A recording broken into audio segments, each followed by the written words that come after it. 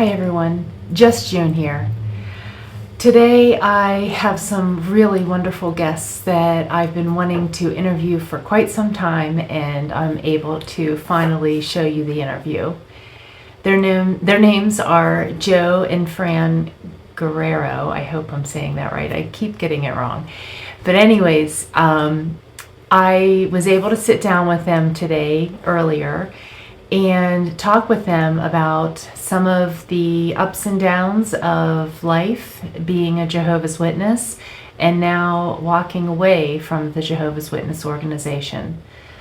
I hope you enjoy listening to what they've gone through, and I think you're also going to find some of what they have to say not so enjoyable and sad, but I think you'll relate to some of what they have to say. What I'm most impressed by with Fran and Joe is that they really try very hard to look for the positive. They, despite some of the things, as you'll learn, they've gone through, they look for healthy ways to deal with the things that they have had to bear. And they even offered, as you'll see, and I put it in the description, their home phone number and email address to anyone that is looking for help and comfort at this time in their life and when they've walked away from being a Jehovah's Witness. They really want to help anyone that's in need. You'll see further what I mean when you watch the video. So here's the video and here's the interview. I hope you enjoy it.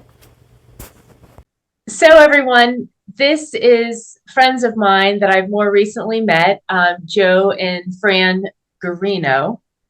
Am I saying that right? Yes. Okay. And we're going to talk to them about their experience of their time of being Jehovah's Witnesses and the good and the bad of their experience. And I have a few questions for them, and hopefully they can give you some insight as to the things that they've gone through. And my first question to you two, Joe and Fran, is how were you introduced to the Jehovah's Witness organization, and did you believe it to be, as they call it, the truth as it was explained to you? Okay, well, I'll answer that for starters because I was introduced first. Okay. They came to our door. Two of the representatives came to the door, a young man and a younger man. Mm-hmm. And they were Bible in hand and asking questions from the Bible. Actually, they were making a presentation from that. And then I asked a question basically. And I said, what does it matter if God's going to get fed up with everything and just put an end to everything? And they said, well, you may be surprised to see that it's not going to be exactly that way. It says, oh. So then they showed me Revelation 11:18, which is that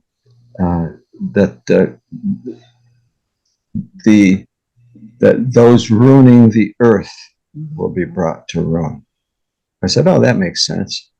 In other words, not everyone, just those ruining the earth.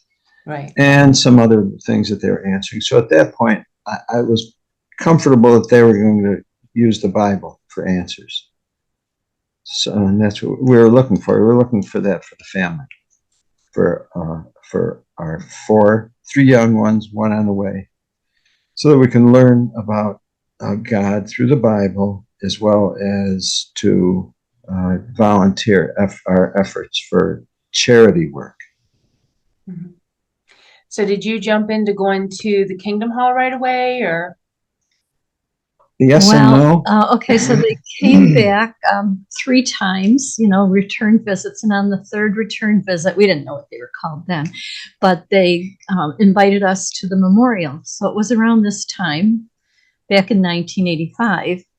And they gave us this little invitation, and they put a map on it, and they told us that it's the most important event for Christians.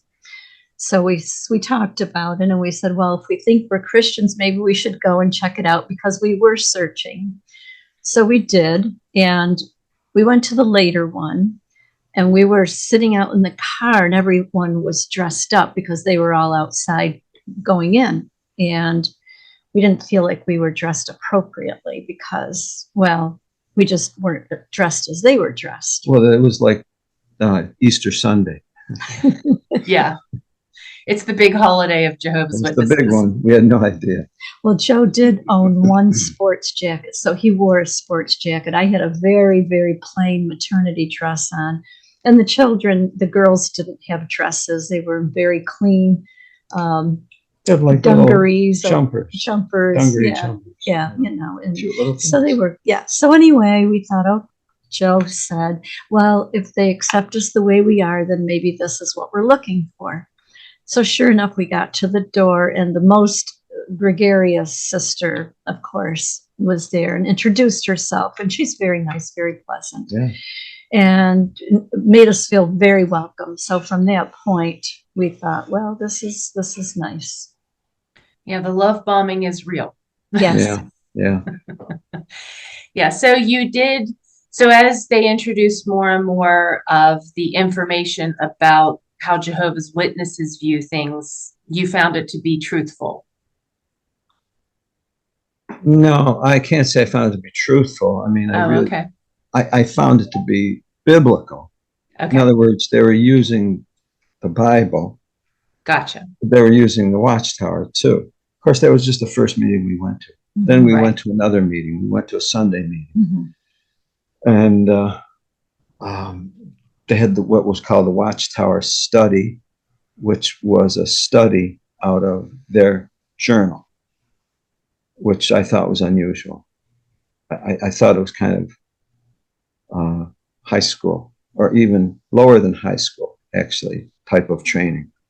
Mm-hmm. Question, answer, answer the question. Here's the answer the question. Right.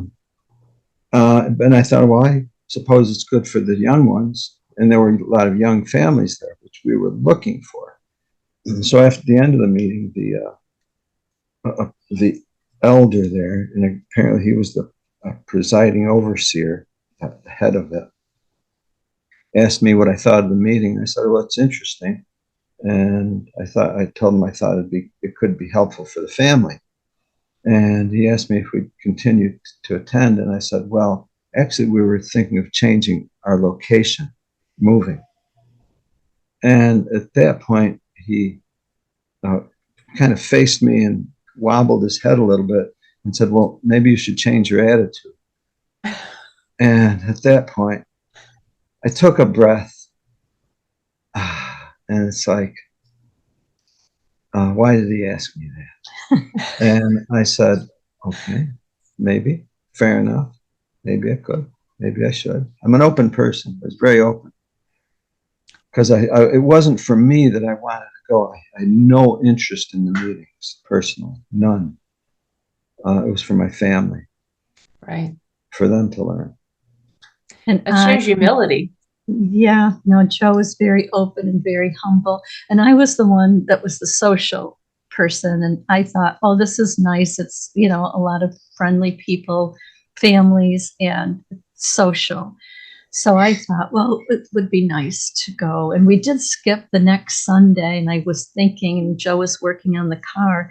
And I was thinking, oh, we could have been at that meeting. And so we did. We ended up going again. Joe, you know, went along with it. But at that point, looking back on it, I wish we never did.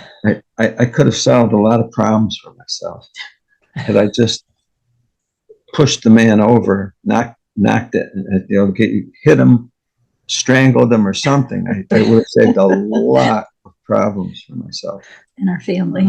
Yeah. But anyway, we didn't. You know, we just thought it was the best thing. We were doing the best thing for our family, and we thought we were learning the Bible. At that time, it was predominantly Bible and Watchtower.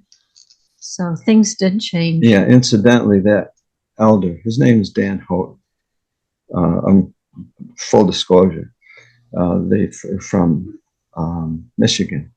Well, he's the same one that behind our backs went to our family of children and told them that we were dangerous, meaning we're bad association. That is Same so one. sad. Same one. Mhm. Yeah. So, and in fact, he's the same one that we told him that of the troubles that they were having, and What we had discovered. that we had discovered about Yeah. this child sexual abuse. Yeah. And he didn't like the fact that I wasn't satisfied that they were doing the right thing. And it's at that point. And I told him, and he also told me, he says that they monitor all the ExJW videos. So if he's looking right now, Mhm. I hope he is, because he's going to learn an awful lot. Good. I hope he is. I Yeah. hope he's watching this. Yeah. Well, you guys sort of answered some of my next question, which was what was the initial appeal of the people and the direction given within the organization? You sort of answered that part of the question, but what moved you to get baptized, and at what point did you get baptized? Well, we didn't get baptized right away, even though we were going to all the meetings, and we started going in the ministry 6 months after we started. Like, we were like really progressing. We really liked what we were learning, but we had a problematic marriage. Our marriage was very bad. We couldn't get along, and the elders didn't want us to get baptized until we could get along. Matter of fact, the same elder had been studying with us, and he said, no, not until you can get along. So it took about 3 years. So 1988, we both got baptized together. That's when they could still have the husband and wife get baptized together, and we did. Yeah, I mean, in fairness, we both brought some difficulties to the marriage. You know, when you look back at the times we were raised in, the 60s and the 70s and then the 80s, it really did a number on our both of our attitudes toward family, marriage, feminism, everything was being attacked at that point, and we were part of that turmoil. And I must say, at the time, it seemed like it was helping our marriage, applying Bible principles. It seemed like it was helping. But looking back, sometimes I wonder, because I would go to the elders when things got bad, and I never should have done that. Yeah, well, never should have done that. And you have to separate the Bible influence versus the congregation influence, the authoritarian nature of the congregation. Yeah. Had Joe and I just worked it out together, it would have been so much better. But it was, once you get the elders involved, it doesn't go well. Yeah. I have to agree. I've been married in March. Jared and I will have been married for 31 years. And, I'm so thankful for that. We really love one another. But at the same time, it's not been all fun every second of the way. No. I know years 7 to 10. I was like looking up divorce lawyers' numbers because it was miserable. It was so hard. We got married at 20, and we still weren't sure who we were yet, and we were figuring that out, and we had 2 little kids, and life is hard, even though we were raised as Jehovah's Witnesses, it was not easy. So, and then, like you said, you try going to the elders for help.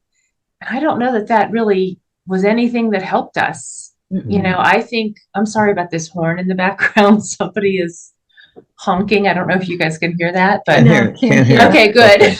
There's somebody really irritated honking a horn in my neighborhood. But anyways, I don't think that was what helped us. I think us figuring things out for ourselves is what worked. Yeah. That's how you draw together, draw close. Yeah, exactly. No, everything that the society did, they wanted individuals to draw closer to this society. Exactly. And not necessarily as a couple. They were interested in individual loyalty. Yeah. And go ahead, I'm sorry. And they didn't care if it split the couple up. Even though they were interested in the couple getting along, still they knew how to split the couples up. Yeah. I was going to say, I don't want to take over talking too much, but the one thing I always found so strange was when my husband got appointed as a ministerial servant, he was working the sound booth all the time because nobody else seemed to know how to do it very well at our Kingdom Hall. And I always wanted to sit with him, with the kids. Yeah. And they would always be irritated when I sat at the sound booth with him. Like we would get talked to all the time. And I'm like, we want to be a family. We want to sit together. And so literally I spent probably 3 years sitting by myself with my kids without my husband, but they wanted us to draw close as a family. And I'm like, no. how does that make sense? It doesn't. No. Yeah. You're right. Absolutely. Right. So moving on, as far as your family goes, you mentioned that you had kids. And so I'm assuming that you raised your family using the structure that was set out by the organization. And how did that result for, you and your children? Well, I would say that we followed it almost to a T. Almost. But they were very, because we were always in service, never missed, because we always went to the meetings, we always went to Bethel, we always went to the conventions, and in that first congregation we were in, they always had Bethel speakers once a month. So Bethel was a goal for our sons, pioneering, because there were like 27 pioneers in that congregation we first came into. So the only thing they ever talked about was pioneering in Bethel. So our oldest son started pioneering. Our daughter pioneered. They pioneered together. Then he went off to Bethel. And then our next daughter started pioneering. So there were the 2 girls. And by the time our youngest son, the one that I was pregnant for, when he wanted to start pioneering, none of them drove. So Joe and I started pioneering so that we could all pioneer together as a family and support them with the driving. And so we did that. We all pioneered together. And did everyone seem happy? Would you say everyone was happy at that point? We're functional together. I'm just thinking back to still had our time. Still were difficulties. There are always difficulties brewing between Fran and I. There, for whatever emotional or whatever differences there were, growing up, et cetera, differences. But you put the face on. Yeah. And you go to the Kingdom Hall and you put the face on, but our kids would always notice that, okay, we're one way at the Kingdom Hall, but when we're home, we're a different way. So they saw right through that. And I don't think they could understand. They couldn't understand the stress that it put on us in trying to comply and conform. Mm-hmm. It's such an unfair situation to expect a person to perform like that and at the same time try to work out difficulties. It's just so unfair. Looking back on it, the way, Joe felt about it, never really expressing that he didn't, if there were so many things that he hated about it. I think it came out, and our marriage suffered and our family suffered because of that, because of repressing his feelings about the organization. Well, initially it was two-sided. I was too emotionally accessible one way or the other. Initially accessible because the fears that they were teaching about Armageddon, family, people dying, have to comply or you die. Yeah. That fear, I took on and transmitted that onto the family. For my children, it's like, I don't want them to die. They have to comply. And I was overbearing with that. I truly was. We were very strict. I totally regret, and I regret that part of me, and then transmitting that to them. I told them at one point, I wish you had another father. I really do. I wish they had another father to raise them, because I realized that about myself. But at that point, it was like the corrections that you can't make at the time, and you're going to make a mess because of it. And it was frustrating, scary. So it was like a slow motion accident watching it. Mhm. Yeah. I can really relate to what you're saying. I don't know if you had seen the one video I did of oh, I can't even remember the title of it now. I did it so long ago. But you know, I think it's called The Guilt of a JW Mom.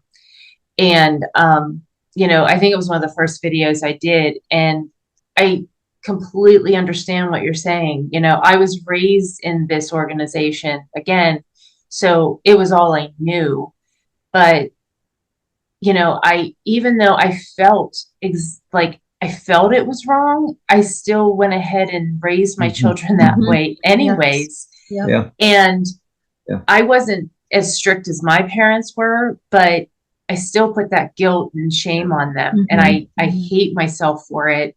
Fortunately, we all walked away, but that's not everyone's story, you know, True. and I realized So that. true. So true. I'm glad you did. Yes. Yeah. Yeah. So it's not easy living with, you know, with the decisions we sometimes make. Yeah. Yeah. So, and I thank you for being so transparent, because it's important, I think, for all of us, because there's so many of us, you know, dealing with our decisions. It's not easy. This is an interesting question, I think, because, you know, we all, especially as ex-Jehovah's Witnesses, we constantly are thinking about the negative of being a Jehovah's Witness. Were there any positives to being a Jehovah's Witness? Yeah, there were. There were. Yeah. Yeah. I think going, you know, the families, getting in with the families, especially when our families were younger, although we never let our children like do all the sleepovers and stuff like that. We would always get together with other families, which I think was good looking back on that. We went to all the quick builds. Like I said, we would go to Bethel, and it was interesting. You know, you get to see how the organization was working, and we didn't realize, you know, what was going on behind the scenes. But yeah, there were some positives. There was an exposure for the family to an adult learning situation, kind of adult, kind of. It was structured, it was disciplined, it was regular, there was schedule. That was good. Those things like that. But the underpinnings of that were that it was totally authoritarian, and it didn't allow the person any individual thought or to develop, you know, critical thinking. Right. But by the outside look, it looked beneficial because of the discipline and the order, and the reading, and the family was generally reading at a level higher than maybe their counterparts would read in school, generally. Yeah. At least for a while. It changed because I think they were degrading, downgrading the magazines past a certain point. I agree. Yeah. And as a point, there was a time, maybe a few years, not many, where everyone would actually have to use a dictionary in order to cover the articles. In other words, there were words. I remember that. It didn't last long. No. Because they realized that it's too high, it was too above people. Yeah. So they went the other way. And it's like they ruined it. I mean, it could have been so much better. But then I think they had to reach lower for the people that were coming in. Well, they wanted to control it too, I think. So it was easier to control if they made it, if you didn't, when you had to dig deep, you could start researching more, and you would go maybe into other books and look things up. Whereas if they just told you it and kept it really simple, you didn't have to research anything. Yes. Yeah. So interesting. Oh, and interesting, there was a time too, a few years, I can't tell you exactly the years, but we were actually the society and the people were actually being commended for being the sort of individuals, sort of citizens that a country would want. I remember one official said, maybe everybody should be Jehovah's Witnesses. And it's like, wow, they were recognizing that they were doing something that was good and beneficial. That didn't last long. That did not last long. No. Yeah. No. So you had mentioned a little bit about that one elder, Brother Holt, I think you said. Holden. Okay. So this question sort of would deal with that. So I was wondering if you ever had to endure or witness any yourself or anyone else suffering any unjust or hypocritical situations while you were an active Jehovah's Witness, and how did you react to that? That's a good question. Offhand, only ours. Yeah. that I know of.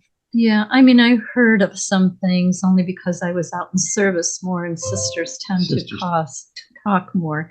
And so when you hear these things, it's like, well, you kind of brush it off, and maybe they had personality problems or difficulties or whatever. So, yeah, I mean, I would hear things from time to time, especially in the car groups. Mm-hmm. What's interesting, too, is I always recall that they were always encouraging people, the members, the friends in the congregation, to not break off friendships just because of differences. It's like that was a big problem. So one would sit on one side of the hall, the other would sit on the other side of the hall. Maybe even it was the same family, too. I remember that was always an issue. It's like, gee, why should it be so difficult? And I knew after a while we learned why. It's because the way they train and control people. They're not allowing people to be who they are. They're forcing people into a role, and the roles just don't work. The roles don't work for peace. They really don't. They didn't. Right. Yeah, there was more. I couldn't understand why there were so many disagreements in the hall. There were disagreements. Yes. It's like, I thought we were all supposed to get along.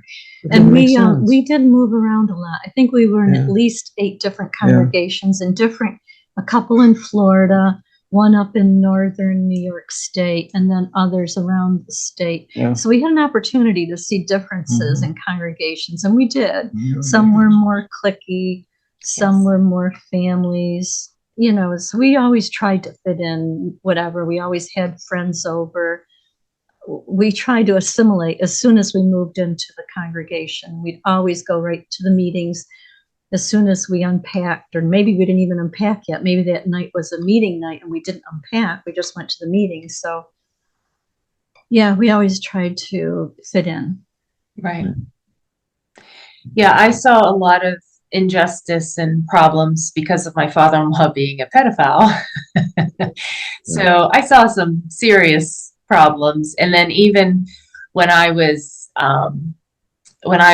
publicly reproved over drinking, which funny enough was the first time I ever drank at 37.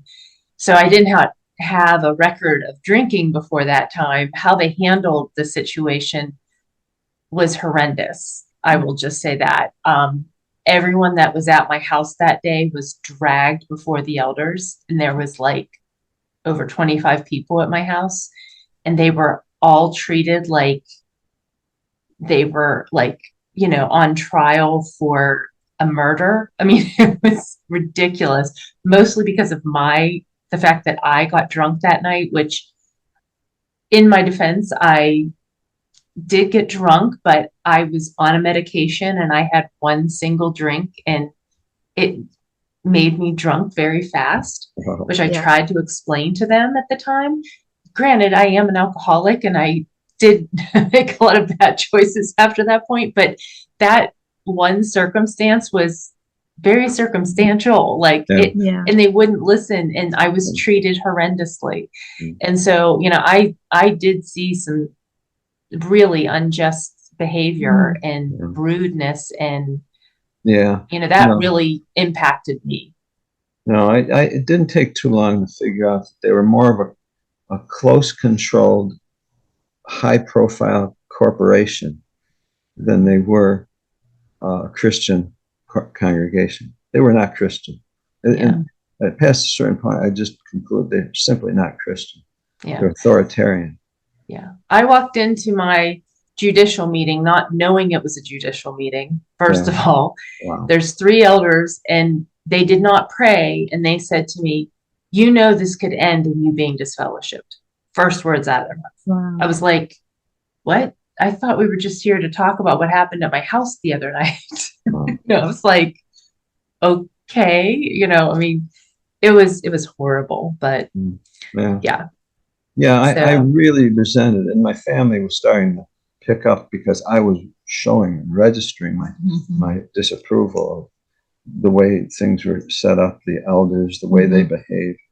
Oh, they didn't like that. But our children were very supportive of the organization. They said, oh, they're, we should give them double honor. You shouldn't talk negatively about the elders. They used to really hate that when Joe would do that. And here I realized at that point, they're just an authoritarian organization that's pretending to be a Christian organization, and they're not. They're not.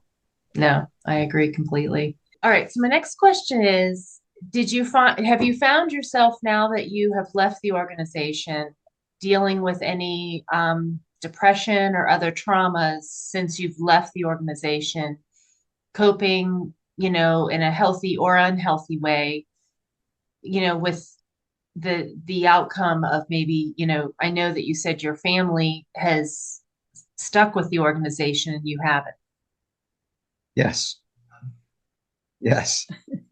I'll just run through a few: anger, depression, resentment, grief, repeat, just in varying stages, different times. Yeah. Oh yeah. And how are you coping with that? At first, it was very difficult.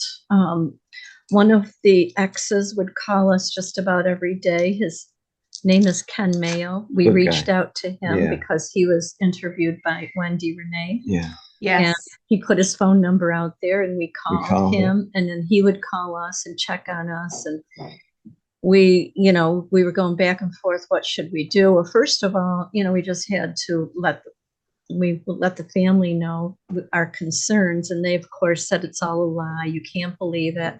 There's no, we told them about the Australian Royal Commission. I had notes. I took notes, and I was telling them all the different things, and they said, well, you can't believe everything on the internet. I said, well, this is a documentary. They said, well, it's put out by apostates. I said, this is a documentary. It's not put out by apostates. So anyway, we tried to stay PMO for a year just so we could have contact with our family, but it slowly was dwindling more and more. One night, our daughter it was during her pioneer school, and she called us up. She lives in Iowa, and she asked us right out. She said, there's something that's been on my mind. I need to know, do you believe that the governing body is God's Spirit anointed on the earth? We said one simple word. No, we both said it at the same time. And she says, well, I'm going to have to discontinue my communication with you. And she did. And that was it. We hadn't heard from her since, and that's been over a year and a half. The others gradually left off and wrote us letters, and we wrote back. We tried to, constantly keep in communication with them, text them. The texts were not being answered. So after a year of being PMO, we said, well, we're being shunned by our family. We're being shunned by associates that we knew. What are we holding back from? So we disassociated. That was last year. And in the process, up to that point, we did a couple of things. And one of them was to come up with a letter from the lawyer. We had a lawyer, and I wrote the letter. I had him put his wording in it as well to send to the elders, basically to warn them that they shouldn't go announcing our name. Otherwise, well, it would, jeopardize our business, our name, everything. And then, so we needed time for that. And then in the meantime, we were trying to formulating what we would do as far as disassociating. And, there was we had the letters then? Mm-hmm. You got them here? I'll go get them. Yeah, please. But we did, just to give you a time frame though, it's been a little over 2 years that we woke up. Yeah, so just to give you a time frame. But we needed time to formulate the exit that we wanted to do, rather than just exit or wait and be disfellowshipped. I didn't want to leave it in their hands. I did not want to do that. Right. I didn't want to let them have the opportunity to go ahead and disfellowship us. We'll turn that loud. Mm-hmm. So in the meantime, we wrote a letter of our stand and what we were trying to achieve and what we wouldn't put up with or whatever. And that's where then we sent that letter to the congregation. We sent it to our children. We sent it to local agencies. We sent it to the mayor. We sent it to all the radio stations. And that's what this is here. We have a letter. And I can read that right now if it won't take too long. Yeah, absolutely. Dear friends, we're very thankful to the Watchtower Society for teaching our family God's direction for us and the hope we hold for our lives and that of our friends. However, when a member expresses any questions about Watchtower policy, teachings, or directives, the member is met with potential discipline and frequently resulting in what is termed as disfellowshipping. Immediately, all members are directed to shunning, that is, effectively cutting off all communication with them. They immediately lose all physical, social, psychological, and emotional support that's critical to their health and welfare. This organizational practice of spiritual bullying has no place in the Christian congregation, let alone in civilized society. In glaring contrast, love directs us to show the kind of love and attention that Jesus displayed when he was present, loving them, not shunning them. Mm-hmm. We are actively raising awareness of the high rates of depression, suicide, and violence among our disfellowshipped and disassociated friends. They have been and are presently being shunned by all congregation members, including friends and family. We invite you to join us in displaying true friendship and raising awareness of this present human rights crisis. We are finding much support in our community for the need to end this inhumane, destructive religious practice. Tragically, shunning produces victims. Therefore, the Christian principled practice of extending love and active support to those affected is what we are promoting. We invite you to share in the joy this produces for all. Until the Watchtower Society makes the required changes, we are completely removing ourselves from any involvement in it. Our focus is on showing the needed love and care for all our friends. We invite all to share in this and to put an end to shunning immediately. So that came out after we had sent the lawyer. There was a while. Yeah, the lawyer. Yeah, so that's how we've been coping with depression and anger and sadness, is by, reaching out, helping other people. We did go to the protest in Washington, D.C. this past October. That was very life-changing. And we've been on Rick Fearon's program. We had a program every other week. It was called The Outside Story. Kind of funny the way that developed, because if anyone watches the Gilead programs, they interview a couple and they're sitting on a couch and behind them is a sign. It's a symbol. Yeah. It's a Masonic symbol. And they're the inside story. So Mikey from Kim and Mikey had mentioned that, that about the symbol. And we were trying to come up with a name for our program. So we went to bed that night and I was laying there and I said, Joe, we can call it the outside story. But they're the inside story. We're the outside story. Great so idea. It kind of stuck. So we're the outside story. And we've been on Rick's program. We were on it for about a year. And then this past January, we just started with Fixing My Faith. And you've been on. We really appreciate you coming on and telling your story. People really enjoy hearing other people's stories. So we're on, just a little plug, we're on every Wednesday, 7:00 Eastern Standard Time. And it goes 4 hours, not because we want it to go 4 hours, but because so many people come in, they jump in and out depending on their schedule. And we cover such a variety of topics. And everyone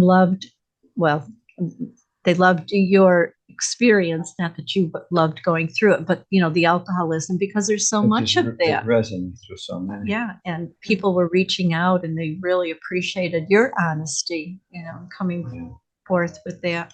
And that's the goal. The goal is to help friends develop an outside story, because otherwise the tendency is to keep churning over all the ills and the grief and the anger from the inside, their inside story, because friends are focusing on telling their story. Well, unfortunately, a lot of it's the inside part of the story. Well, the need is to develop the outside, their outside life, and that takes help. That takes care. It takes support of each other, and that's what we decided that we would do. You see, we were always so frustrated that there were friends and people in the organization that you couldn't address with their true needs. Yeah. You couldn't. The closest we did was out in service in car groups. Yeah. And if we were with the right car group, we could start talking about, feelings and what we were going through and maybe past experiences. So that was the closest we could get to. That was the best part of being in that organization, was that those intimate groups where we could do that. Yeah. Right. I was going to say, I hated asking that question, but I felt it was so important to ask that question. Oh, yeah. Because there are so many, I get a lot of comments, but I get a lot of emails from people, that are just suffering in so much pain. And I know you get so many as well. We've talked about it, that are just going through just so much agony, they're in so much pain, much like you. They have family members that aren't talking to them, though my immediate family is talking to me. And, my mom talks to me, and unbelievably, my dad has been finally talking to me recently, which is a miracle. Not a lot, but there's something happening. I don't know why. Good. Yeah. Yeah, it's something. But, everybody else in my life, as far as Jehovah's Witnesses go, none of them talk to me. All the girls from my wedding party, everything. Literally, as we're filming this, one of my very best friend growing up, her husband is working next door on doing construction, and I've watched him walk in and out of the house several times. He completely ignores me. Yeah. So, like, it's around me as well. And I've lost, I haven't lost what you have lost, but I've dealt with loss as well. And I know so many others are. And I'm trying with this channel to help people see there are healthy ways of dealing with it. Yes. And your letter moved me so much. I can't tell you what an incredible thing that letter is. I wish we could send that letter to every congregation in the United States. Like, I don't know if we could get our hands on that letter and send it to more people, because I think it would make such an impact. That letter says it all. I think it was a beautifully written letter. Thank you. Well, we wanted to just invite people to do what they probably, many of them probably would want to do. Right. So it's basically, it's suggestion. Yeah. It's just suggestion, and let it influence the way it can. I wanted to send it to the elders. Basically, I wanted to invite them to do the right thing. Yeah. Mhm. And we sent it to our children. We love our children. We really do. Right. And we would love for them to wake up someday, but they're grown They're adults, adults. and it's their choice, Yeah. really. Yeah. We have to let them make their Yeah. own choice. So Right. the other thing that we have come out with, and we've mentioned it on our program and on different programs, is our postcard. This is more concise. We Mhm. give this out to every customer that comes to our shop. And we go to the train station because that's where the witnesses are set up in Utica, sometimes the bus station, and we'll just go around and hand these out. If I could just brief up, it's very brief. It says, beware of Jehovah's Witnesses. Why are massive numbers of Jehovah's Witnesses leaving the Watchtower religion? Child sexual abuse, court cases, Jehovah's Witnesses sentenced, ongoing investigations, and congregations subpoenaed. Shunning practice by members destroys families and individuals, proven to be damaging. High rates of depression and suicide among members and families. As ex-Jehovah's Witnesses, we offer information and needed support. We respect your privacy. Please contact us. We have our name and our email address. So we send this out. We've been considering doing a bulk mailing. We're checking that out. We checked with the lawyer to see if there was anything on here that we shouldn't say. And basically his response was, it's a free country. You can send out whatever you want to send out. I don't know. I don't know if it's a joke or what. But anyway, I don't think he wanted to bother with it.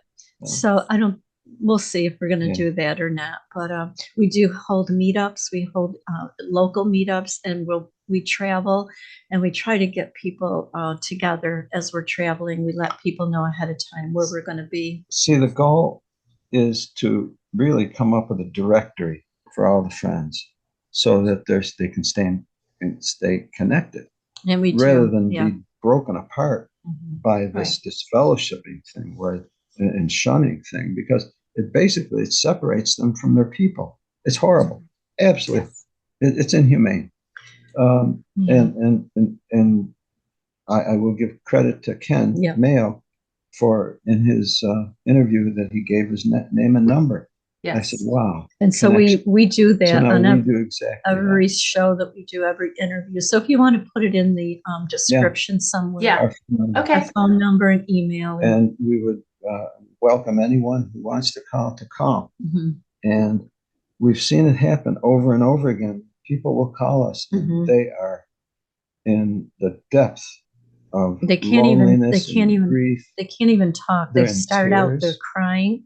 And, we know what it's like. We know what it's like. And by the time we end our conversation, we say, your life has just changed, because now we're going to connect you with other people. You're going to be able to reach out.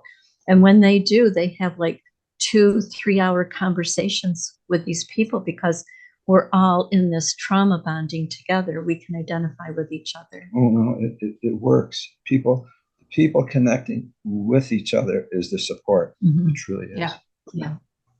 Yeah, Watchtower tries to keep people separate. That's why they do the disfellowshipping.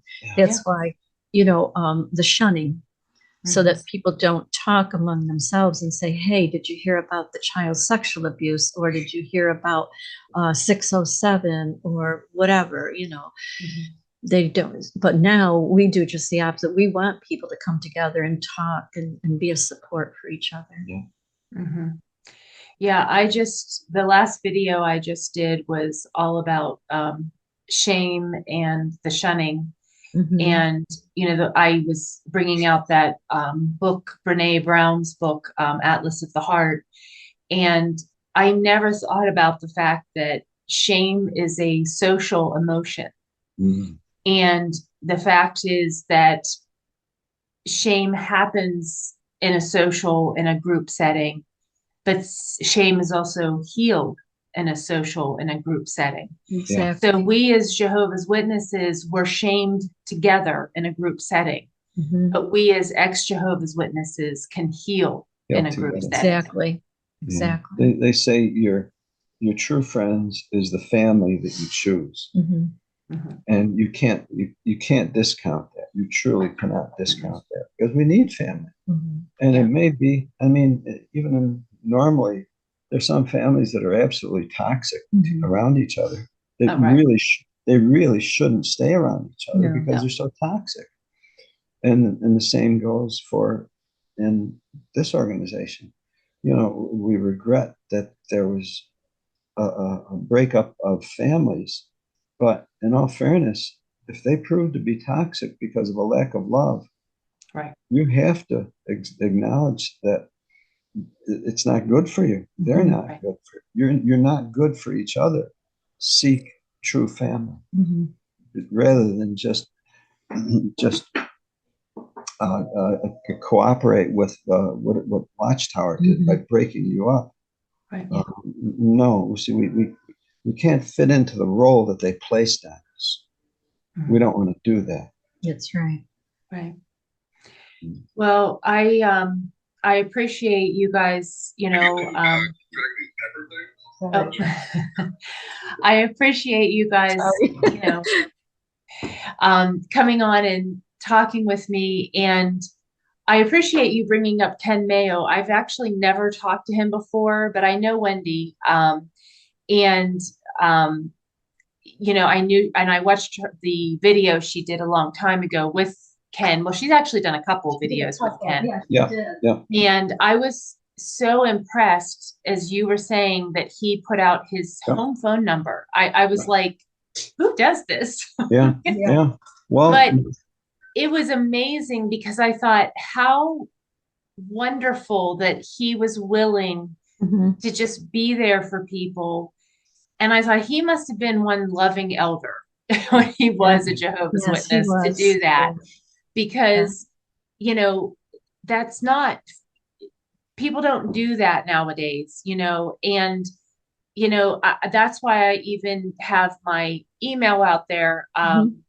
You know, as a woman, I don't feel comfortable just giving my phone number, but I try to put my email out there, because I do tell people, especially, you know, in my case, trying to help those that are struggling with addiction, to please email me. And then as I build a rapport with people, I have given my number to people.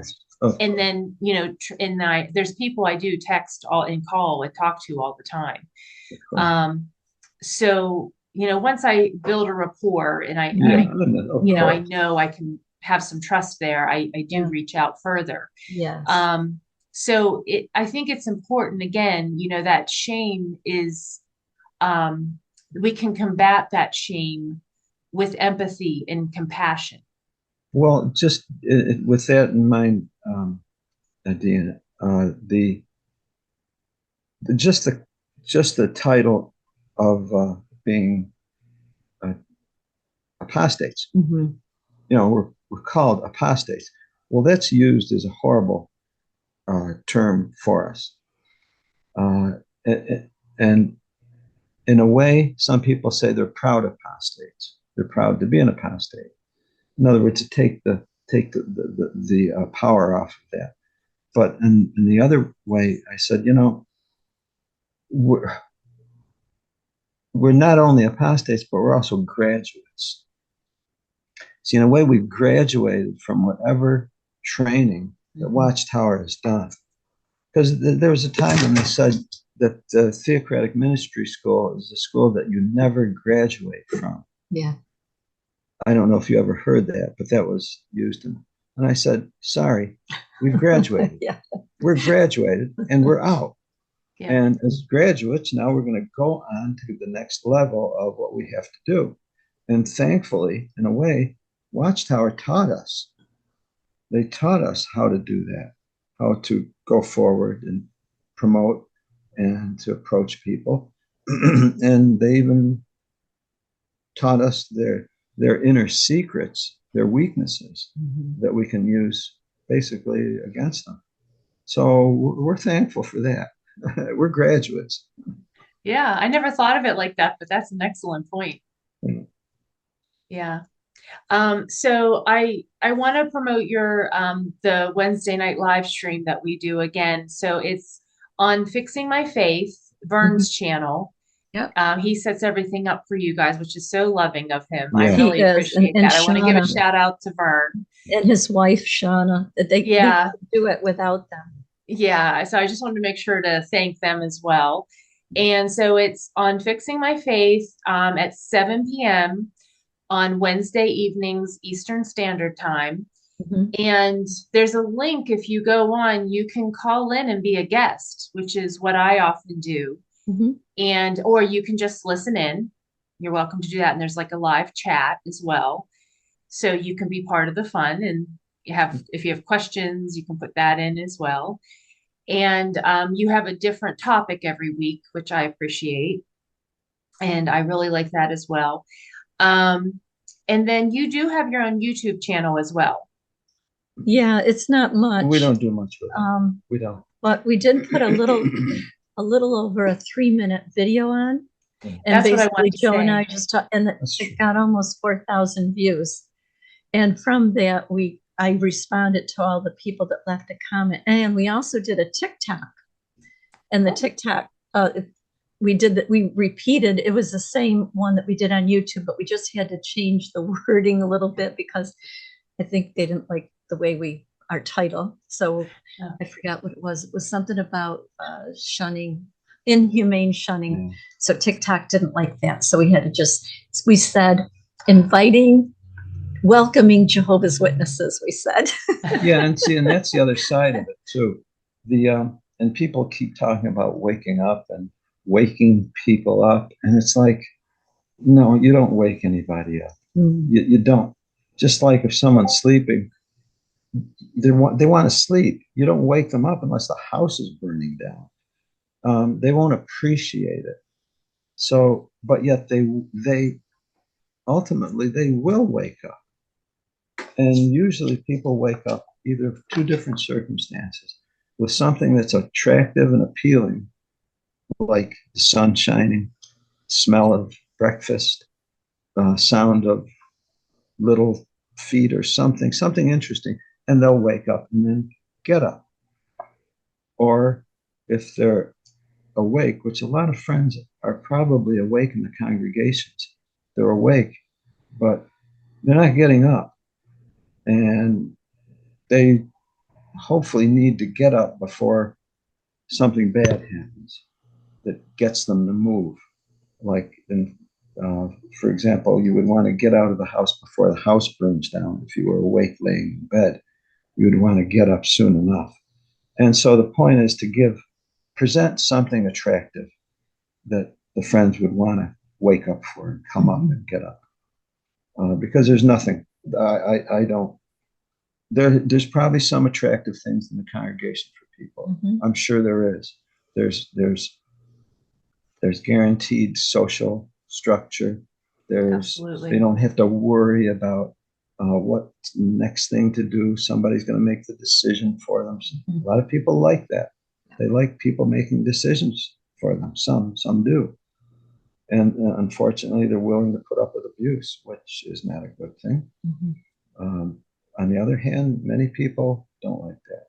And they're never going to find what they like in an organization. They're going to find abuse. Mhm. And that's why we're very thankful that many are waking up and coming out. They truly are. Yeah. Yeah.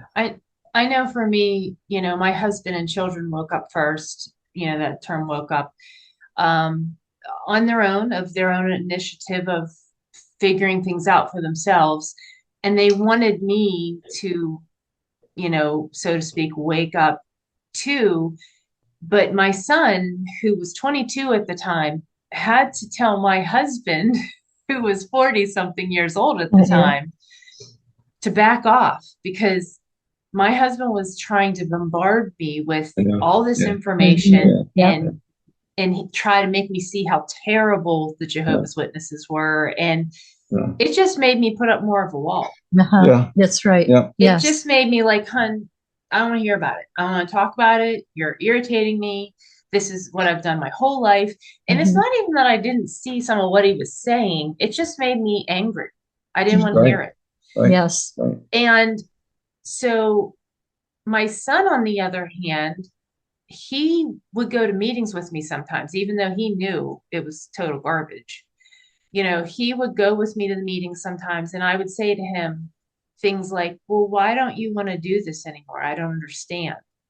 And he would say things like, well, you know, this doesn't make sense to me. I don't, maybe it does to you. This doesn't make sense to me. And he would just say little bits, and he wouldn't go on and on about it. Oh. And then finally, it was my son, quite honestly, when I look back at it, just saying little things and never pushing me. And it was me asking him, not him telling me. Exactly. That made me start thinking about more things. And then when I would read the Watchtower, I started, my husband termed it as, I would hate study the Watchtower. Because I would study it and I started seeing through it. And I was like so angry that I would be like, oh my goodness, when they say this, it's ridiculous. And wait a minute, that's not what that scripture's saying. What? They're not getting the point, so I started seeing it for myself, not because anybody was, and I didn't look up anything online. It was, I didn't wake up because I watched a video online. I did because I looked on jw.org. It was just me reading information from the Jehovah's Witnesses that made me wake up. Then once I sort of was figuring it on my own, I finally gave myself permission to go online and look some things up. But that's what happened with me anyways. Excuse me. But I completely agree with you on that. I think trying to go about things in a loving, soft way, you're gonna draw more, bees with honey than. I mean, it's just, the reality is that people are aware of what's going on now. Even the ones in the congregation, they're aware. They're just ignoring it. That's right. They're hoping it goes away. It's not going to go away. It's only going to get more and more. And everybody's got a different schedule. We all do. Everybody's got a different schedule. So we let people have the time that they need and be there for when they want to come out. I told our family, and this was months ago, I said, if any of us wants to restore a relationship with each other, it's going to be so important that we all are ready to forgive. Everybody. We're going to need to be very good forgivers. Because everyone's been hurt one way or the other. Absolutely. And so as far as I'm concerned, it's going to be a real test of love. It really is. Yeah. Love needs to be the overriding, thing that's being used here. And that's not what the Jehovah's Witness organization is ever using. Well, are you going to ask us anything about our religion? Oh, sure. We only have a couple more minutes, but yes. So where are you at now as far as religion goes? Well, we're not looking for any religion. We pretty well filled up with religion. We were Catholic. And then Catholic, Jehovah's Witness. And then witnesses. And as far as I'm concerned, everything that I've seen about religion divides people. It divides people. And frankly, of all the thousands of years that religion has been around, it hasn't stopped wars. If anything, it's facilitated wars.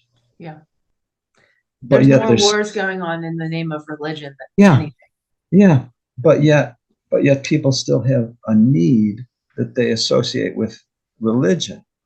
Well, it's the wrong place for that need to be met. It's a spiritual need. And that's basically what are the three components of spirituality? It's our relations with people with love. And this thing about spiritual, I heard it once where our spiritual nature is made up of three things. It's our imagination, our empathy, and our intuition. And to the extent that we display that with others, around others, we connect with others who are like that. And if we don't connect with others, they're not like that. And that's like an indication we probably shouldn't connect with them because they're probably not going to be loving or spiritual. So it's a protection in itself. Because you can't say, well, I just stick with Catholics because they're all good people, or I just stick with Witness. Well, a lot of them are in prison. I mean, what makes them all good people? So, it's like lawyers are good people because they handle the law. Well, there's a lot of lawyers in prison. You know what I mean? But yet, the nature that being empathic, imaginative, and intuitive, that binds us. It does. It connects us with each other. We can deal with each other with those things. So our religion is people. People. Love and people, showing love to people.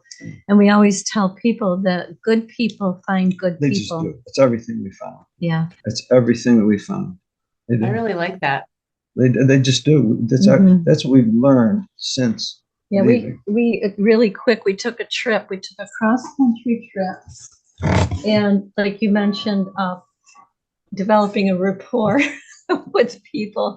Well, we developed a rapport, and we stopped all along the way. All those little green squares are people that we met, saw, had lunch, breakfast with, stayed in their homes. And it was quite, it was really an experience. It was just wonderful. So That's now we're amazing. I don't know when this is going to be aired, but we're taking an East Coast trip down to the East Coast states, down to Louisiana and back up through some different states, starting the middle of March. So I don't know. But if anyone wants to connect with us, let us know. We'd love to. Yeah, we were talking before we started recording. I would love to see you guys. I know Pittsburgh's a little out of the way, but maybe we could meet somewhere for lunch or something. Yes, we would like that. We would like that. that. Yes, we can do that. So, well, thank you for bringing that question up. I didn't even think to ask that. Well, it's something that everybody needs because so many are coming out confused or lost or angry or whatever. And it's there's big discussions going on now about the future of religion in society because they've realized that all it's done is amassed fortunes, and people are wondering, where did the money go? Where's these huge fortunes which the religions are amassing? Where's all this money going? Who's it helping? And people are realizing there's more that they do need something, but it's not that. Yeah. They need each other. Yeah.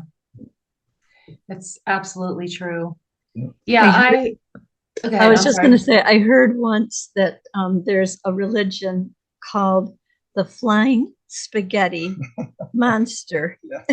The Flying Spaghetti Monster, or Pastafarianism. Okay. Pastafarianism. Just a joke. It's just a satire, But anyway, I'm sorry. What were you going to say? No, that's okay. No, I was going to say, that's why I always tell people to be themselves and be well at the end of my videos, because I think it's important for people to figure out who, once you've been part of the Jehovah's Witness organization and been told your whole time there how to be and who to be, and terrible. You were never given a choice on anything. No. When I say be yourself, I'm not saying, go out and if being yourself means being a horrible person. That's not what I'm getting at. I'm saying go be yourself, obviously as hopefully a kind and nice person, but everyone has a little bit different of an idea of how to be and what's good for them. And hopefully you're doing that as you're being kind. We find each other in each other. Right. And the other thing I tell people, I says, I look for evidence of God in you. And I seek to show it from me so that you see it. And if that works, that's very nice. I mean, that's very rewarding for the relationships that we've had. It really is. Yeah. So I hope you enjoyed the video of Fran and Joe. They are such a wonderful and loving couple. I think that came across unbelievably in this video. I hope that all of you took some comfort in some of the things they had to say. Maybe you can implement them into your life. And again, please use their phone number or their email if you need help. In mine as well. My email is always in my main description, but I'm going to put it in my main channel, but I'll put it in the description box as well. If you need help, if you need someone to talk to, you know, Fran and Joe are there, and I'm also here, and I try to look at emails as often as possible. So if you're struggling and you need somebody, so many of us in the ExJW community are trying to be there for each other.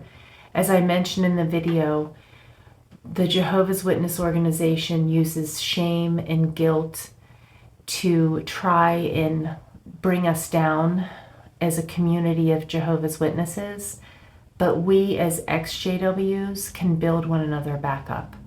And that's why we are here. That's why we make these videos. We want to stop the shunning. We want to stop that shame and guilt. So please reach out, get the help that you need, and we're here for each other. I hope all of you have a wonderful day, and always remember to be yourself and be well.